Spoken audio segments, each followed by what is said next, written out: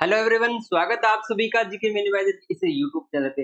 राजस्थान की ज्योग्राफी से संबंधित अपना टॉपिक चल रहा था। राजस्थान का अफवाह तंत्र है, जिसको अपने मुख्य रूप से 3 भागों में बांटा।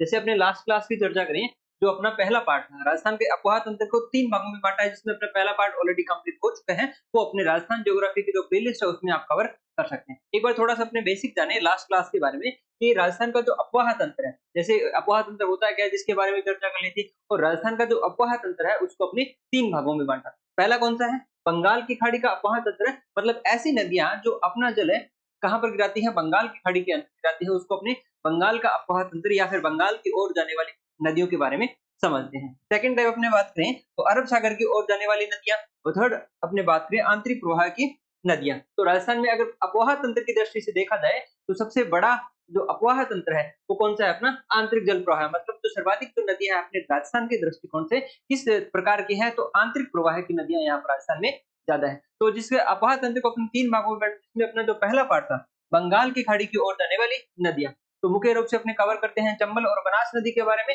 साथ साथ में उसकी सहायक नदियों के बारे में। ये ऑलरेडी चर्चा अपनी हो चुकी है। जो अपना पहला पार्ट था राजस्थान के अफवाह तंत्र से संबंधित, वो आप प्लेलिस्ट में देख सकते हैं। आज अपने कवर करेंगे अरब सागर की ओर जाने वाली नदियां। तो राजस्थान की ऐसी नदियां जो अपना जल प्रत्यक्ष या फिर अप्रत्यक्ष रूप से अरब सागर में लेके जाती है, तो उनको अपने अरब सागर का अफवाह तंत्र या फिर अरब सागर की ओर ले जाने वाली नदियों के नाम से समझते हैं। तो शुरुआत करते हैं अपने आज के सेशन में, जिसमें अपने पहले बात करेंगे और सबसे इंपॉर्टेंट अपने बात करेंगे माही नदी के बारे में। अरब सागर की ओर जाने वाली नदियों में पहली नदी है अपनी माही नदी। अब इस माही नदी को और किस किस नाम से जानते हैं? तो इसे एक आदिवासियों की गंगा के नाम से, वागड़ की गंगा के नाम से, कांठल की गंगा के नाम से, और दक्षिणी राजस्थान की स्वर्ण रेखा, ये इसके मुख्य उपनाम है। इसके अलावा बात करें अपने उद्गम की, कि जो माही नदी है उसका उद्गम कहाँ से होता है? मेहद झील। मेहद झील कहाँ पर है? मध्य प्रदेश में। मध्य प्रदेश के धार जिला में एक है मेहद झील, वहां से माही नदी का उद्गम होता है अमरोरू की पहाड़ियों से, अमरोरू की पहाड़ियों से। और अगर बात करें अपने राजस्थान में प्रवेश, जहां से तो उद्गम तो हो गया मध्य प्रदेश से, और स्पेशली अपने बात करेंगे राजस्थान में, तो राजस्थान में प्रवेश होता है खांडू गांव बांसवाड़ा से। कहां पर है? खांडू गांव बांसवाड़ा से यह जो अपनी नदी है राजस्थान में प्रवेश करती है। अब अपने बात करें कुल लंबाई की, कि माही नदी की कुल लंबाई है 576 किलोमीटर, मतलब उद्गम से लेके समापन तक इसकी जो कुल लंबाई है वो तो कितनी है? 576 किलोमीटर है। लेकिन राजस्थान में कितनी है? 171 किलोमीटर। राजस्थान में 171 किलोमीटर। थोड़ा सा अपने रफली मैप की तो समझे, मान लीजिए ये है अपना क्या है? राजस्थान। ठीक है, तो राजस्थान तो अपना मध्य प्रदेश ये वाले यहाँ पर है, तो यहाँ से मान लीजिए इसका उद्गम हो रहा है, तो ये यहाँ पर अपने प्रवेश करती है खांडू गांव बांसवाड़ा से। मतलब है बांसवाड़ा, डूंगरपुर बांसवाड़ा राजस्थान के जो दक्षिणतम भाग में स्थित है, जो आदिवासी जिले हैं अपने, तो यहाँ से ये प्रवेश करती हुई डूंगरपुर के आसपास बहती हुई वापस से किस आकार में, मतलब ये उल्टा यू है उसके आकार में शेप बनाती है। एक तो उल्टे यू आकार में शेप बनाती है, दूसरी चीज यहाँ पर क्या ध्यान रखनी है कि यहाँ पर अपने राजस्थान के दक्षिण से, राजस्थान के दक्षिण से 23.5 डिग्री पर ये क्या गुजरती है? कर्क रेखा गुजरती है। क्या गुजरती है? कर्क रेखा। तो कर्क रेखा को भी 2 बार काटती है। अपनी माही नदी है, कर्क रेखा को भी 2 बार काटती है, और ये उल्टे यू आकार की भी आकृति बनाती है। तो इस तरह का भी क्वेश्चन अपने एग्जाम में पूछा जा सकता है। अब वापस आते हैं अपने कि राजस्थान में प्रवेश कहाँ से कर रही है? खातू गांव बांसवाड़ा से। और राजस्थान में बहती कहाँ पे है? तो डूंगरपुर, बांसवाड़ा और प्रतापगढ़, इन 3 जिलों में इसका प्रवाह क्षेत्र है। और कर्क रेखा की बात करें तो कर्क रेखा पर अपने राजस्थान के 2 ही जिले हैं, लगभग 26 किलोमीटर इसकी कुल लंबाई है, डूंगरपुर और बांसवाड़ा में स्थित है। ठीक है, ये ऑलरेडी अपने जो बेसिक जो पार्ट था अपना उसमें कंप्लीट कर चुके हैं। अब अपने बात करें इसके समापन की, तो इसके जो समापन होता है खंबात की खाड़ी में अपना जल गिरा देती है। तो मुख्य रूप से ये राजस्थान प्लस में, जैसे उद्गम तो कहाँ से हो रहा है? मध्य प्रदेश से, उसके बाद में राजस्थान में प्रवेश करती है और अंत कहाँ पर होता है? गुजरात में। तो ये 3 राज्यों में बहने वाली नदी कौन से? मध्य प्रदेश में इसका होता है उद्गम, राजस्थान में ये बहती है, और उसके बाद में लास्ट में अपना जो जल है कहाँ पे गिरा देती है? खंबात की खाड़ी में, मतलब गुजरात राज्य में ये अपना जल गिरा देती है। तो 3 राज्य ध्यान रखने हैं अपने की, यह कहाँ पर? मध्य प्रदेश, राजस्थान और गुजरात में ये अपना जो बहाव क्षेत्र है इसका।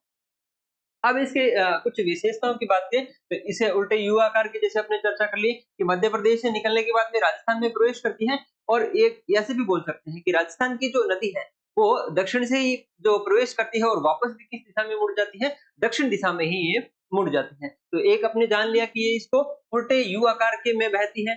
राजस्थान की एकमात्र नदी है जिसका प्रवेश और निकास दोनों ही किस तरफ से है?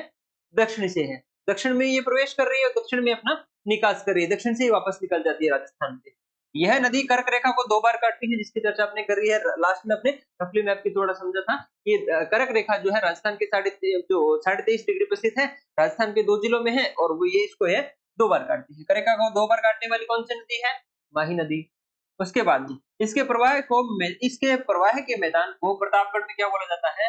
कांठल का मैदान बोला जाता है और बांसवाड़ा में से छप्पन का मैदान। छप्पन का मैदान मतलब जहां से प्रवाहित होती है, इसमें जो प्रतापगढ़ में तो इसको कांठल का मैदान बोला जाता है और बांसवाड़ा में इसको छप्पन का मैदान बोला जाता है। तो यहाँ एक टर्म आई है छप्पन का मैदान। तो एक आपको बताना है कमेंट के माध्यम से, छप्पन की पहाड़ियां कहाँ पर?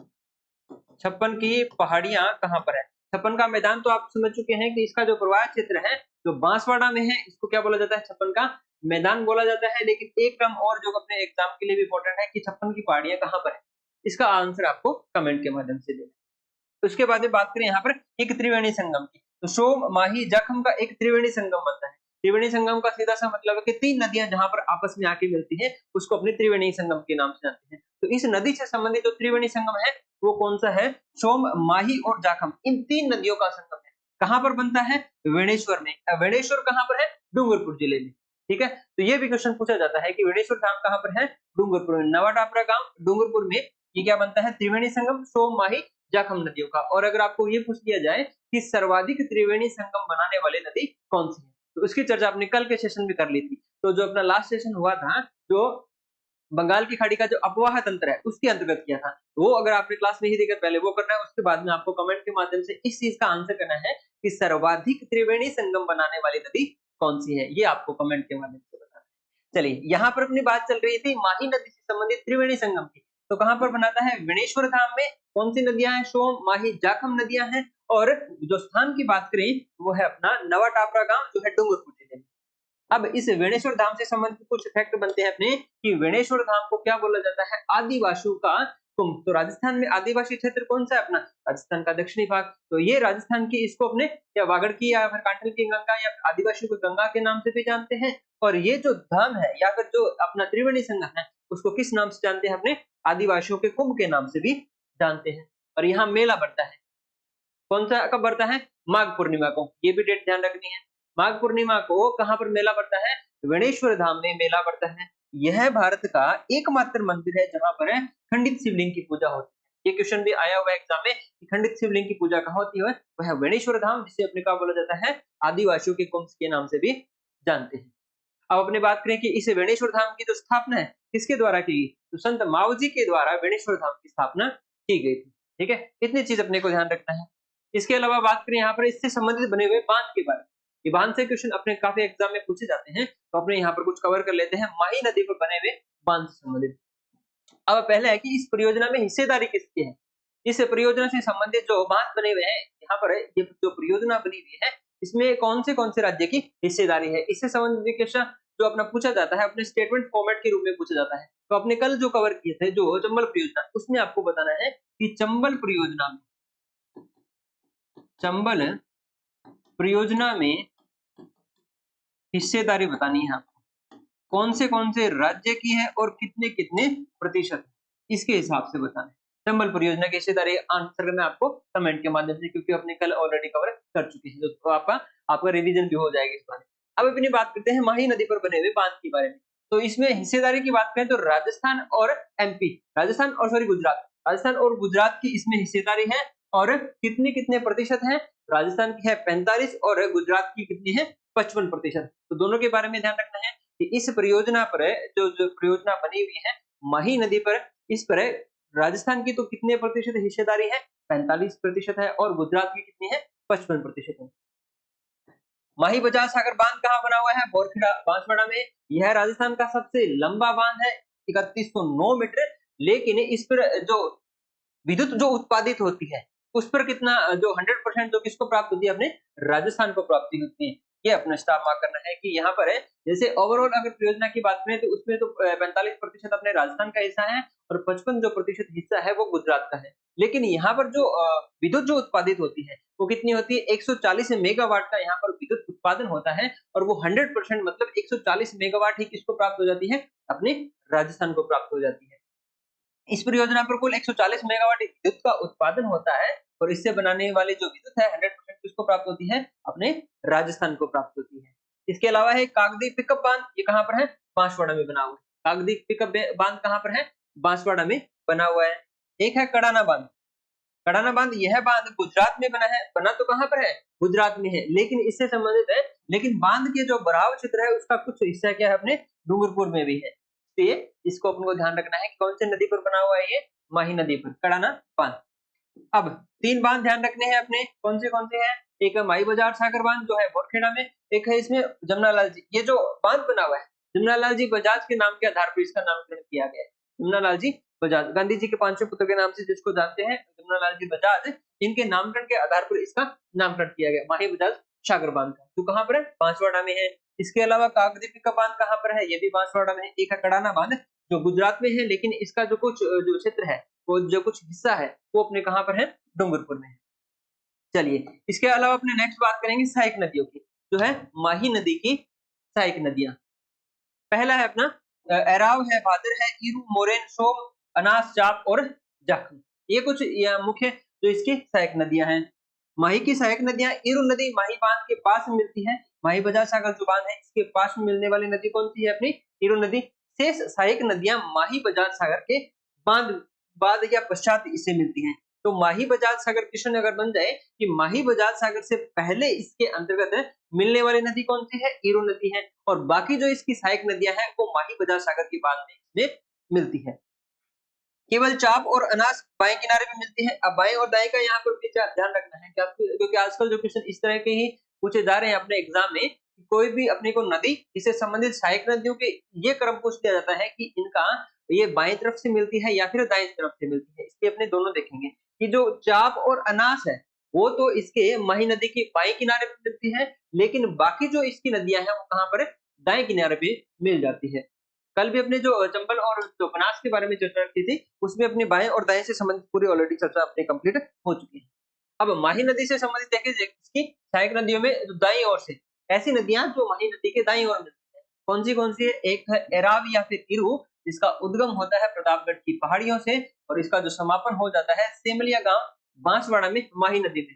तो प्रवाह क्षेत्र कहाँ हो गया? प्रतापगढ़ से इसका उद्गम हो रहा है, बांसवाड़ा में इसका समापन हो रहा है। तो 2 जिलों में इसका बहाव क्षेत्र है या इसका प्रवाह है। सिर्फ इनका नाम ध्यान रखना है कि ये किसकी सहायक नदियां हैं और इनका उद्गम कहाँ से होता है। मेनली अपने एग्जाम में 2 ही चीजें पूछी जाती है।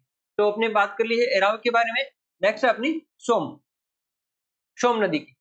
तो इसका उद्गम होता है बीछामेड़ी की पहाड़ियां जो है ऋषभदेव उदयपुर में, और ये बहती है उदयपुर, सलूम्बर और डूंगरपुर में। उदयपुर, सलूम्बर और डूंगरपुर में, मतलब ये 3 जिलों में बहती है। कौन सी? सोम। तो सोम के बारे में थोड़ी सी चर्चा अपने पहले करके आए। सोम माही जाखम, मतलब एक त्रिवेणी जो संगम बना था वेणेश्वर वाला, वहां तक तो इसकी जिक्र है। तो अपने बात करें जैसे समापन कहाँ पर हो जाता है? वेणेश्वर में। वेणेश्वर जो आदिवासियों का कुंभ जिसके नाम से अपने जानते हैं कि त्रिवेणी संगम है, तो वहां पर इसका समापन हो जाता है। कहाँ मिल जाती है? माही नदी के अंतर्गत ये मिल जाती है। ठीक है। सोम, अब इसमें जो बांध बने हुए हैं, एक सोम कागदर बांध जो है सलूम्बर में, सोम कमला अंबा जो बांध बना हुआ है डूंगरपुर में, एक देव सोमनाथ जी मंदिर बना हुआ है, इसे डूंगरपुर में बना हुआ है, इसे क्या बोला जाता है? वागड़ का वैभव के नाम से भी जाना जाता है। और इसके अलावा इसकी सहायक नदियां हैं, कौन सी है? सोम की, जाखम और गोमती। जाखम और गोमती इसकी सहायक नदी है। चलिए नेक्स्ट अपना जाखम। जाखम नदी उद्गम कहाँ से होता है? बाबर माता की पहाड़ी प्रतापगढ़ से, और समापन कहाँ पर हो जाता है? तो माही जाखम का जो अपने संगम देखा है, जो त्रिवेणी संगम देखा था वेणेश्वर वाला, वहां पर इसका समापन हो जाता है। कहाँ मिल जाते हैं? जो माही नदी में मिल जाती है। समापन हो रहा है इसका वेणेश्वर डूंगरपुर के पास में, और प्रवाह क्षेत्र कहाँ पर है? प्रतापगढ़ से जैसे ही उद्गम हो रहा है, सलूम्बर में बहने के पश्चात में लास्ट में डूंगरपुर जिले के अंतर्गत ये माही नदी में मिल जाती है। जाखम नदी सीता माता अभयारण्य में से बहती है। जाखम नदी है सीता माता जो अभयारण्य है वहां से बहती है, और इसमें एक जो बांध बना हुआ है जाखम बांध, प्रतापगढ़ में राजस्थान का सबसे ऊंचा बांध है। स्टामा कर लीजिए इसको कि जाखम बांध राजस्थान का सबसे ऊंचा बांध 81 मीटर। राजस्थान का सबसे ऊंचा बांध कौन सा है? अपना जाखम बांध, जो प्रतापगढ़ में कौन सी नदी पर? जाखम नदी पर बना हुआ है। और इसकी सहायक नदी कौन सी है? शुक्ली नदी। देखिए अपने 2 फैक्ट ध्यान रखने, एक तो पहला कि राजस्थान का सबसे ऊंचा बांध कौन सा है जो 81 मीटर ऊंचा है? जाखम बांध, जाखम नदी पर बना हुआ है। इसके अलावा आपने एक चर्चा अभी करके आए लास्ट माही नदी से संबंधित जब अपनी चर्चा की थी कि ये वाला देखिए यह राजस्थान का सबसे लंबा बांध है। तो राजस्थान का सबसे लंबा बांध कौन सा हो गया? माही बजाज सागर बांध राजस्थान का सबसे लंबा और सबसे ऊंचा भी पूछ लिया जाए तो वो कौन सा है अपना, जो जाखम नदी पर बना हुआ है जाखम बांध राजस्थान का सबसे ऊंचा बांध 81 मीटर जिसकी हाइट है।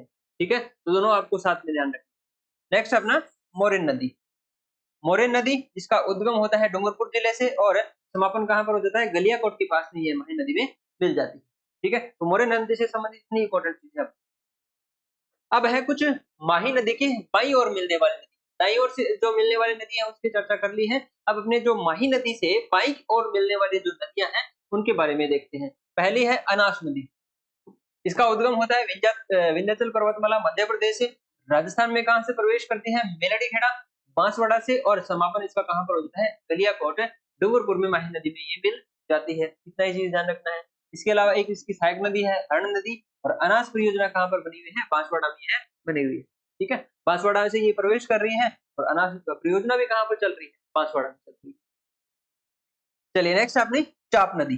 चाप नदी का जो उद्गम होता है कलिंजरा की पहाड़ियां बांसवाड़ा से और समापन हो जाता है इसका माही नदी में इसका समापन है हो जाता है। इंपॉर्टेंट जो चीजें हैं वही अपने कवर करेंगे, एक्स्ट्रा चीजें अपने कवर नहीं करेंगे। तो अब माही नदी से संबंधित जो भी अपने एग्जाम ओरिएंटेड जो चीजें हैं वो एक साथ अपने कवर कर चुके हैं, जिसमें अपने बांध से संबंधित चर्चा कर ली और इसके अलावा एक्स्ट्रा जो फैक्ट है उसकी विशेषताएं हैं या फिर इसकी सहायक नदियां हैं जो बाईं तरफ से मिलती है या फिर दाईं तरफ से मिलती है उनकी कंप्लीट चर्चा अपने कर चुके हैं। एग्जाम से रिलेटेड जो फैक्ट बनते हैं अपने वो यहाँ पर पूरा कंप्लीट कर चुके हैं। यहाँ पर जो मेनली पूछा जाता है स्टेटमेंट फॉर्मेट में आजकल माही नदी से संबंधित कि इसमें कौन सी राज्य का कितना प्रतिशत है, साथ में विद्युत का जो उत्पादन होता है उसमें राजस्थान को कितना मिलता है, इस प्रकार के क्वेश्चन अपने को ज्यादा पूछे जाते हैं स्टेटमेंट फॉर्मेट में। तो ये सारे अपने कवर कर चुके हैं। नेक्स्ट है अपना लूनी नदी। लूनी नदी के बारे में उपनाम क्या है? सागरमती, लवणवती जो प्राचीन नाम है इसका, शाकरी इसको पुष्कर में बोलते हैं, आदि मीठी, आदि खारी नदी और मारवाड़ की गंगा, अंतरशिला जो कालिदास ने कहा है। ये इसके उच्च उपनाम है। इनको जो लूनी नदी है अपने उसको अपने इन नामों से भी जानते हैं। चलिए अब बात करते हैं इसके उद्गम की कि लूनी नदी का जो उद्गम है वो कहां से होता है? नाग पहाड़। नाग पहाड़ कहां है? अपने अजमेर में। नाग पहाड़ अजमेर से इसका उद्गम होता है और ये जो बालोतरा में जाती है उसके पश्चात में इसका जल जो है वो खारा हो जाता है, इसलिए इसको क्या बोला जाता है? आदि मीठी आदि खारे के नाम से अपने इसको जानते हैं। लवणवती भी इसी नाम से जानते हैं। अब उद्गम देख लिया अपने, नाग पहाड़ अजमेर से उद्गम होता है, लेकिन जब उद्गम होता है नाग पहाड़ से तब इसको क्या बोला जाता है? सागरमती कहलाती है। सागरमती के नाम से जानते हैं। जब इसका नाग पहाड़ से उद्गम होता है तब तो ये सागरमती कहलाती है, लेकिन उसके बाद में ये गोविंदगढ़ अजमेर में एक धारा निकलती है या फिर अपने बोल सकते हैं एक जो नाला है जो सरस्वती नाम से, सरस्वती नाम से जो जब सरस्वती इसमें मिल जाती है, जब मतलब सागरमती और सरस्वती जब दोनों आपस में मिल जाती है उसके पश्चात उसको किस नाम से जानते हैं? लूनी नदी के नाम से जाना जाता है। ठीक है, तो ये भी ध्यान रखना है कि दो धाराओं से मिलने के पश्चात में लूनी नदी का जो उद्गम होता है या फिर लूनी नदी बनती है। मेनली इसका जो उद्गम कहां से होता है? नाग पहाड़ अजमेर से। किस रूप में होता है? सागरमती के रूप में होता है और जब इसमें सरस्वती मिल जाती है तो इसको क्या बोला जाता है? लूनी नदी बोला जाता है। चलिए प्रवाह क्षेत्र की बात करें तो उद्गम कहां से हो रहा है इसका? अजमेर में नाग पहाड़ से हो रहा है। उसके बाद नागौर पाली जोधपुर ग्रामीण बालोतरा, यहाँ पर क्या होता है? इसका जल खारा हो जाता है और अगर पुष्कर की पहाड़ियों में अगर वर्षा ज्यादा आ जाती है तो यहाँ पर बारिश जो बाढ़ आने की भी संभावना बढ़ जाती है। ठीक है, ये भी अपने वापस अपडेट करेंगे। तो यहाँ से यहाँ तक तो आता है जल तो वो तब तक तो होता है मीठा, लेकिन बालोतरा के बाद में इसका क्या हो जाता है? जल खारा हो जाता है, इसलिए इसको अपने क्या बोलते हैं? आदि मीठी आदि खारी के नाम से भी जानते हैं। बाड़मेर और जालौर में भी ये बहती है। समापन, समापन की बात करें तो कच्छ का रण जो अरब सागर में इसका क्या हो जाता है? समापन हो जाता है। कुल लंबाई की बात करें तो 495 किलोमीटर इसकी कुल लंबाई है, जिसका समापन जो उद्गम से लेकर समापन तक इसकी कुल लंबाई कितनी है? 495 किलोमीटर है। लेकिन राजस्थान में बात करें तो राजस्थान में इसकी लंबाई कितनी है? 330 किलोमीटर इसकी कुल लंबाई राजस्थान में है। मतलब नागपाड़ से लेकर जालौर जिले के बॉर्डर तक इसका कुल लंबाई राजस्थान में कितनी है? 330 किलोमीटर है। यह पश्चिमी राजस्थान की सबसे लंबी नदी है, अरावली के पश्चिम में बहने वाली प्रमुख नदी। क्योंकि आपने देखा राजस्थान की जो प्रमुख नदियां हैं उनका जो उद्गम कहां से हो रहा है? अपने अरावली से हो रहा है। अरावली जो पर्वतमाला है वहां से हो रहा है और उनका मतलब पानी भी अपना जल किस तरफ लेके जाती है? पूर्व की तरफ लेके जाती है। लेकिन ये जो नदी है जो लूनी नदी है ये है अपनी जो राजस्थान में पश्चिम की तरफ लेके जाने वाली जो मुख्य नदी है। एक अपने और बात करेंगे इसके बाद में साबरमती के बारे में। लेकिन अरावली के पश्चिम में बहने वाले प्रमुख नदियों में किसका नाम आता है? लूनी नदी का नाम आता है। लूनी नदी के प्रवाह क्षेत्र को गोडवार प्रदेश भी बोला जाता है, गोडवार प्रदेश के नाम से भी इसको जाना जाता है। अब एक है तिलवाड़ा बाड़मेर में, यहाँ पर एक मल्लीनाथ जी का पुष्प मेला लगता है।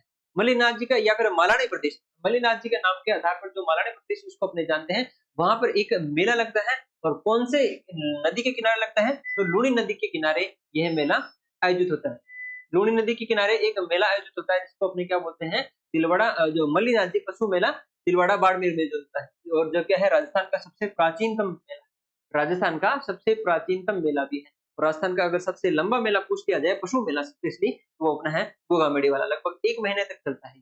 ठीक है, तो सबसे अपना प्राचीन जो मेला है कौन सा पशु मेला है, मल्याण जी पशु मेला, जो कौन सी नदी के किनारे, लूनी नदी के किनारे तिलवाड़ा बाड़मेर में आयोजित होता है। चलिए, इससे संबंधित जो बांध है अपना जसवंत सागर बांध, जिसे अपने पिचियाक बांध के नाम से भी जानता है, और जो बिलाड़ा के पास में, बिलाड़ा कहाँ है, जोधपुर ग्रामीण में है, जोधपुर ग्रामीण में। ठीक है, बिलाड़ा नाम से, बिलाड़ा नाम अगर आपके यहाँ पर आया है तो एक चीज आपको रिमाइंड हो रही है, जो अपने आई माता पढ़ा था उनका जो मुख्य मंदिर है वो भी कहाँ पर है, बिलाड़ा में बना। ठीक है, तो वो इससे संबंधित अपनी चर्चा ऑलरेडी कंप्लीट हो चुकी है, इसलिए अपने आपने शायद देख लिया होगा। तो बांध की बात करें तो लूनी नदी से संबंधित है जो बांध बना हुआ है, जसवंत सागर बांध, जिसे पिचियाक बांध के नाम से भी जानते हैं, जो कहाँ पर है, बिलाड़ा जोधपुर ग्रामीण में ये बना हुआ है।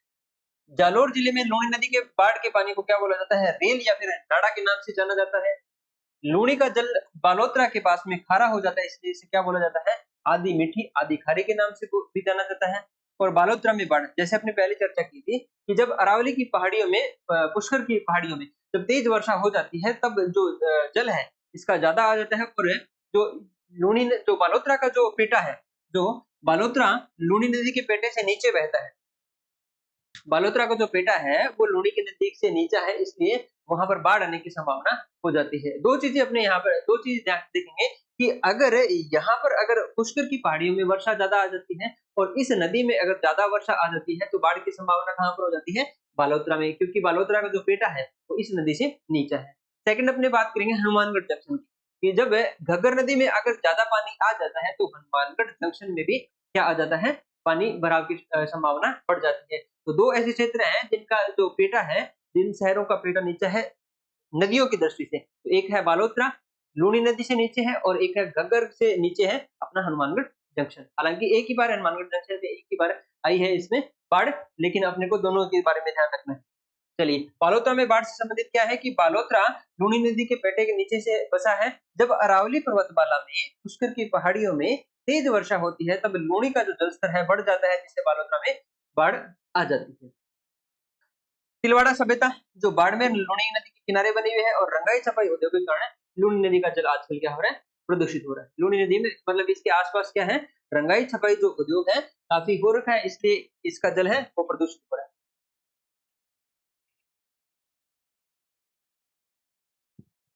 चलिए आगे बढ़ते हैं। अब इसकी सहायक नदियां, इसकी सहायक नदियों की तो बाई ओर से मिलने वाले, पहले अपनी चर्चा करेंगे लूनी नदी की ऐसी सहायक नदियां जो बाई ओर से इसमें मिलती हैं। पहली है अपनी पांडी नदी। बांडी का जिसका उद्गम होता है फुलाद गांव की पहाड़ियां पाली से, और कहां पर बहती हैं, पाली में है, और लास्ट में ये लाखर गांव जो जोधपुर ग्रामीण में है, लूनी नदी में ये मिल जाती है। इस नदी पर एक बांध बना हुआ है हेमावास बांध, जो पाली में, यह राजस्थान की सबसे प्रदूषित नदी मानी जाती है। कौन सी, बांडी, राजस्थान की सबसे प्रदूषित नदी मानी जाती है। हालांकि जो लूनी नदी के बारे में चर्चा की थी वो भी प्रदूषित है, रंगाई छपाई उद्योग के कारण है, लेकिन अगर बात की सर्वाधिक अगर प्रदूषित नदी तो वो कौन सी है, अपनी बांडी नदी। इसका कारण क्या है कि पाली का जो रंगाई छपाई उद्योग है इसके कारण यह जो बांडी नदी है वो काफी प्रदूषित, और यह इसलिए इसको राजस्थान की सबसे प्रदूषित नदी माना जाता है। इसके अलावा इसकी सहायक नदियां हैं गुइया नदी, और नेक्स्ट अपनी लीलड़ी, लीलड़ी नदी के बारे में। इसका उद्गम होता है सुरजत पाली से, और पाली जिले की पश्चिम सीमा पर कहाँ मिल जाती है, लूनी में। तो इनसे लूनी से संबंधित जो सहायक नदियां हैं सिर्फ नाम ध्यान रखना है कि इसकी कौन सी सहायक नदियां हैं, जैसे अपनी चर्चा की है बांडी और लीलड़ी की।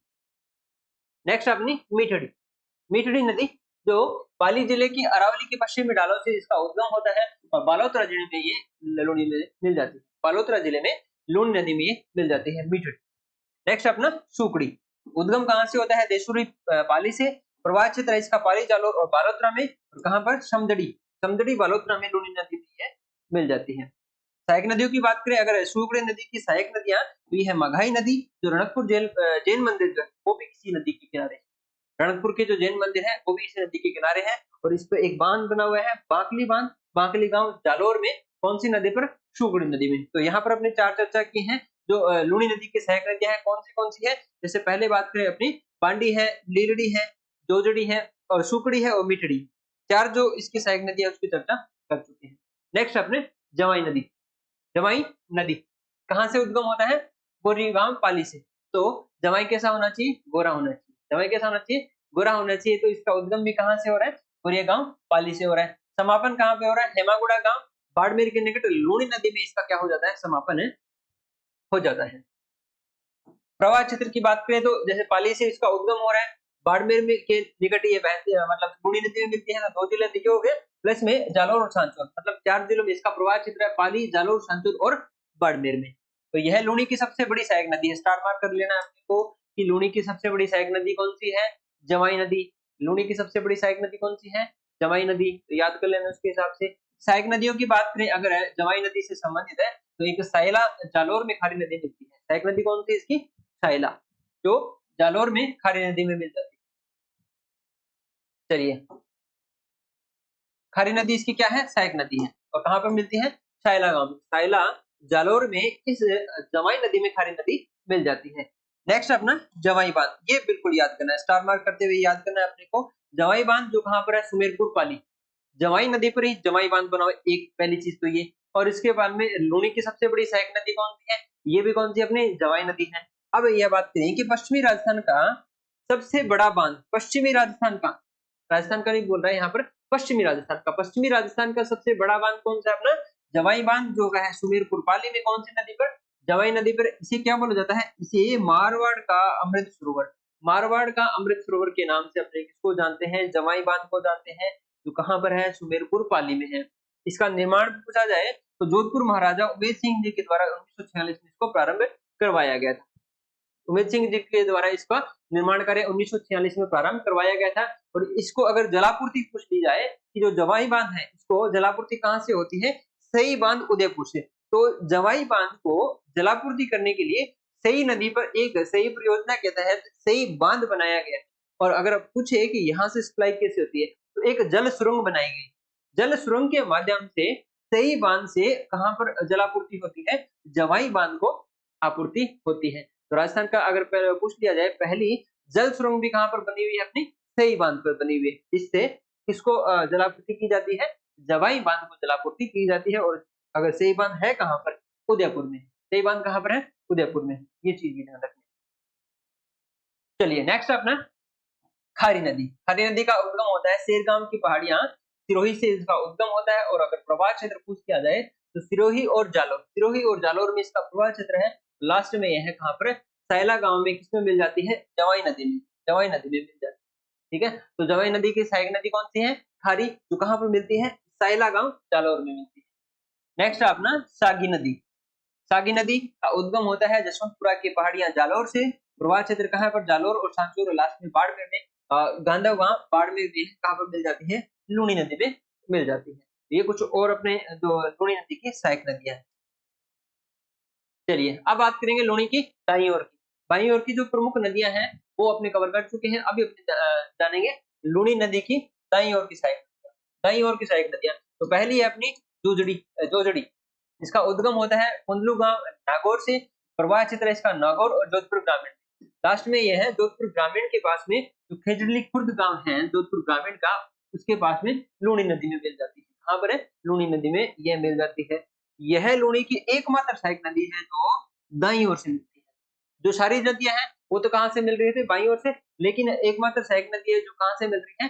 दाईं ओर से मिल रही है। जोजड़ी, जोजड़ी के बारे में ध्यान रखना है। कहाँ पे मिल जाती है? जोधपुर ग्रामीण का एक गांव है खिजड़ली खुर्द गांव, वहां पर ये लूनी नदी में मिल जाती है। ठीक है, तो ये था अपना लूनी नदी से संबंधित पूरी चर्चा। अपने जो जो इंपॉर्टेंट जो फैक्ट बनते हैं वो अपने कंप्लीट कर चुके हैं। और लूनी नदी और प्लस में एक माही नदी, ये दो मुख्य नदियां हैं। तो प्लस में एक थर्ड है अपनी साबरमती। ये तीन मोस्ट इंपोर्टेंट है। साथ में इनकी सहायक नदियों से संबंधित अपने को एग्जाम में क्वेश्चन देखने को मिलते हैं। वो अपने से दो कंप्लीट कर चुके हैं, माही प्लस में लूनी के बारे में। अब अपनी चर्चा करेंगे साबरमती के बारे में। साबरमती, साबरमती नदी। इसका उद्गम होता है पदराला गांव की पहाड़ियां जो है उदयपुर में। साबरमती नदी उद्गम के बाद धड़ोल व फुलवारी की नाल के माध्यम से 5 सरिताओं से विभक्त होकर राजस्थान से बाहर निकल जाती है। हालांकि इसका उद्गम तो कहां से होता है, राजस्थान से होता है, लेकिन यह गुजरात की मुख्य नदी है, गुजरात की मुख्य नदी है। अब कुल लंबाई है इसकी 416 है। साबरमती जो नदी है इसकी कुल लंबाई है 416 किलोमीटर, लेकिन राजस्थान में केवल कितनी बहती है, केवल 45 किलोमीटर बहती है। उद्गम तो राजस्थान से हो रहा है, लेकिन गुजरात की मुख्य नदी है। ठीक है। साबरकांठा जिले से गुजरात में प्रवेश करती है। साबरमती गुजरात की प्रमुख नदी है जिसे आपने चर्चा की, और लास्ट में इसका समापन कहां पर हो जाता है, खंबात की खाड़ी या फिर अरब सागर में इसका क्या हो जाता है, समापन हो जाता है। अहमदाबाद शहर है और गांधीनगर है, वो भी साबरमती के किनारे बसे हुए हैं, साबरमती के किनारे बसे हुए हैं गांधीनगर। और गांधी जी का जो आश्रम है साबरमती आश्रम, वो भी किस नदी के किनारे, इस नदी के किनारे है। तो नाम से आपके स्पष्ट हो जाएगा कि साबरमती जो आश्रम है वो भी किस नदी के किनारे, साबरमती आश्रम के किनारे बना हुआ है। साथ में गांधी जी का बनाया था साबरमती आश्रम, तो गांधीनगर भी कहां पर बना हुआ है, साबरमती नदी के किनारे, प्लस में एक है अहमदाबाद। ये दोनों शहर कहां, किसके किनारे बसे हुए हैं, साबरमती नदी के किनारे बसे हुए हैं। अब साबरमती की कुछ सहायक नदियां जिनमें है वाकल है, सई है, हाथमती है, वेत्रक है, मधुमती है, माजम है, इसके अलावा खारी है और मेहर है। ये कुछ जो सहायक नदियां हैं साबरमती से संबंधित। चलिए नेक्स्ट अपना वाकल नदी। उद्गम होता है इसका गोरागांव की पहाड़ियां उदयपुर से, और मऊ पिपली नामक स्थान से गुजरात में प्रवेश कर साबरमती में मिल जाती है। तो साबरमती की सहायक नदी कौन सी होगी, वाकल में। कहां से इसका उद्गम हो रहा है, मऊ पिपली नामक गांव से, स्थान से गुजरात में ये प्रवेश करती है। उद्गम हो रहा है इसका गोरागांव की पहाड़ियां उदयपुर से, इसका उद्गम होता है, और लास्ट में ये कहां पर मिल जाती है, साबरमती में मिल जाती है। एक है मानसी वाकल बांध, तो कहां पर है, उदयपुर। यहाँ पर क्या बनी हुई है, जल सुरंग बनी हुई है। ठीक है, जल सुरंग जो बनी हुई है यहाँ। नेक्स्ट अपना सई नदी। सई नदी जिसका उद्गम होता है पादरना गांव की पहाड़ियां उदयपुर से, और जो यह नदी गुजरात में प्रवेश कर साबरमती में मिल जाती है। तो दो मुख्य नदी है, एक वाकल है और एक सई है, जो साबरमती की सहायक नदियां हैं। सई बांध बना हुआ है उदयपुर से जमाई बांध, जैसे आपने पहले चर्चा की थी कि यहाँ पर जो जमाई बांध है इसको जलापूर्ति कहां से हो रही है, सई नदी पर बना हुआ है सई बांध, यहाँ से जलापूर्ति होती है। तो सई बांध उदयपुर से जवाई बांध पाली को जलापूर्ति जल सुरंग का निर्माण किया गया है, जो राजस्थान की पहली जल सुरंग है। राजस्थान की पहली जल सुरंग कौन सी है अपनी, जो सई बांध पर बनी हुई है। और सई बांध से जल सुरंग के माध्यम से जलापूर्ति कहां पर होती है, जवाई बांध पाली में होती है। 1977 में पहली बार यहाँ से जवाई बांध से पहले पानी डाला गया। सई नदी है वो लिए इंपॉर्टेंट है, क्योंकि राजस्थान की पहली जल सुरंग पूछ लिया जाए वो कहां पर बनी हुई है, सई नदी पर बनी हुई है, सई बांध पर। और कहां से जलापूर्ति होती है, जवाई बांध में इसको जलापूर्ति की जाती है। चलिए नेक्स्ट अपना पश्चिमी बनास नदी, इंपॉर्टेंट है अपने लिए ये भी। पश्चिमी बनास नदी, इसका उद्गम होता है शनवारा की पहाड़ियां सिरोही से, इसका उद्गम होता है, और बनासकांठा जिले से गुजरात में प्रवेश कर कच्छ के रण में लुप्त हो जाती है। शनवारा की पहाड़ियों से इसका उद्गम हो रहा है, और बनासकांठा जिले से कहां पर, गुजरात में प्रवेश करने के पश्चात में कहां पर चली जाती है, कच्छ के रण में ये समाप्त हो जाती है। कुल लंबाई कितनी है इसकी, 260 किलोमीटर है। और गुजरात का जो दिशा है और राजस्थान का जो आबू रोड है वो इसके किनारे है। ये स्टार मार्क, राजस्थान का आबू रोड है जो किस नदी के किनारे बना हुआ है, पश्चिमी बनास नदी के किनारे बना हुआ है। इसकी जो सहायक नदी है वो शुक्ली है, और पश्चिमी बनास एक जो बांध बना हुआ है वो भी कहां पर बना हुआ है, सिरोही जिले में बना हुआ है, सिरोही जिले में बना हुआ है। तो पश्चिमी बनास से संबंधित अपने को चीज के ध्यान में रखनी है कि इसके किनारे एक तो बना हुआ है आबू रोड बना हुआ है, प्लस में ये कहां पर चली जाती है, लास्ट में कच्छ के रण में अपना जल गिरा देती है, और उद्गम कहां से हो रहा है, सिरोही जिले से इसका उद्गम हो रहा है। चलिए नेक्स्ट अपना सुकली नदी। सुकली नदी का उद्गम कहां से हो रहा है, सिलारी की पहाड़ियां सिरोही से आगे चलकर सिरोही व गुजरात की सीमा पर कहां पर मिल जाती है, पश्चिमी बनास में। पश्चिमी बनास जैसे अपने यहाँ पर चर्चा की है, पश्चिमी बनास की सहायक नदी कौन सी है, सुकली नदी है। इसका उद्गम कहां से हो रहा है, सिलारा की पहाड़ियां, और लास्ट में कहां पर मिल जाती है, पश्चिमी बनास में मिल जाती है। एक है सुकली सिलवाड़ा बांध परियोजना, सिरोही में कहां पर निर्मित है, सुकली नदी पर ही निर्मित। ठीक है, ये चीज अपने को ध्यान रखना है, पश्चिमी बनास की सहायक नदी कौन सी है, सुकली नदी है। तो ये था अपना आज का सेशन है, जिसमें अपने राजस्थान के अफवाह तंत्र को, जिसमें अपने मुख्य रूप से 3 भागों में बांटा था। कौन से अपने वापस एक बार थोड़ा सा चर्चा करें। जैसे एक तो है बंगाल की खाड़ी वाला, एक है अरब सागर वाला, एक है आंतरिक प्रवाह वाला। तो पहला जो अपना वीडियो था जिसके अंतर्गत अपने जो बंगाल की खाड़ी के जो अफवाह तंत्र वो अपने कंप्लीट कर लिया। आज के वीडियो में अपने कंप्लीट किया है तो अरब सागर की ओर जाने वाली नदियां, फिर अरब सागर का अफवाह तंत्र, और नेक्स्ट अपने कंप्लीट करेंगे आंतरिक प्रवाह की नदियाँ। तो 3 पार्टों में अपने राजस्थान का जो अफ़वाह तंत्र है उसको कंप्लीट कर लेंगे। तो ये था अपना आज का सेशन जिसको अपने पूरा कंप्लीट कर चुके हैं। अरब सागर से संबंधित जो मुख्य नदियाँ हैं उनको अपने एग्ज़ाम ओरिएंटेड फैक्ट है वो सारे कंप्लीट कर लिए। तो उम्मीद है आज का सेशन आपको अच्छा लगा होगा। तो ये क्लास के लिंक को शेयर करना है, साथ-साथ में चैनल को भी सब्सक्राइब करना है। साथ-साथ में आपको जो जीके मिनिमाइज़र का टेलीग्राम ग्रुप है वो उसका लिंक आपको वीडियो के डिस्क्रिप्शन में मिल जाएगा। तो वहाँ से भी आप टेलीग्राम जॉइन करके इसकी फ्री पीडीएफ डाउनलोड कर सकते हैं। साथ में एक्स्ट्रा जो फैक्ट है अपने एग्ज़ाम ओरिएंटेड जो चीज़ें हैं वो भी आपको टेलीग्राम ग्रुप पे प्रोवाइड करवा दी जाएगी। ठीक है? मिलते हैं नेक्स्ट वीडियो में, तब तक आपका बहुत-बहुत धन्यवाद। जय हिंद, जय भारत, जय जय राजस्थान।